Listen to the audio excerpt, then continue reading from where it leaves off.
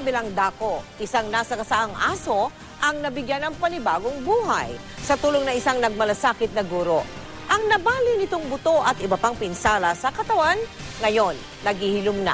Nakatutok si Susan Enriquez.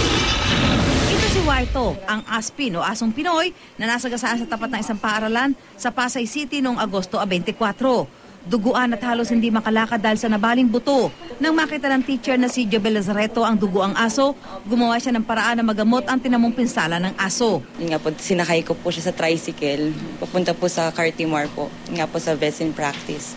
And then doon po, pina-x-ray po siya. And then, actually po, almost yung mga doctors din po, na medyo nawalan din po sila ng hope kasi nga po nakita nila na talagang durog na po yung dalawang paa niya.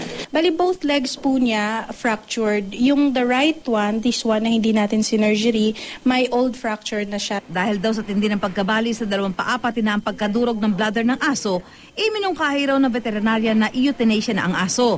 Sa pamamagitan ng euthanasia o mercy killing, tinuturukan ng gamot ang aso na magpapahinto sa paghinga at pagtibok ng puso nito.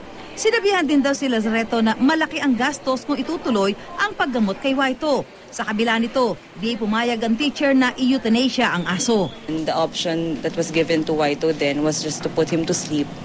And then sabi ko po na parang give us siguro mga 1 day pa para po makita lang po natin, let us put him in, under observation nga po na baka sakaling bumalik po yung bladder through dextrose and mga antibiotics. Sa tulong ng mga kaibigan at mga mapagmahal sa hayop, nadala sa isang vet hospital sa Mandaluyong si Waito. Inoperahan ang nabaling buto nito. Ngayon, masigla na si Waito at handa na muling humanap ng pamilyang magmamahal sa kanya.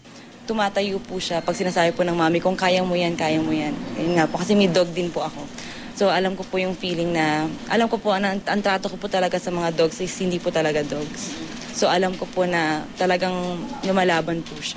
Ready na siya to go home, malakas na siyang kumain. Makikita nga lang natin, we still have to manage yung wound kasi it will take a while before talaga siya mag-heal. Susan Enriquez, nakatutok, 24 oras.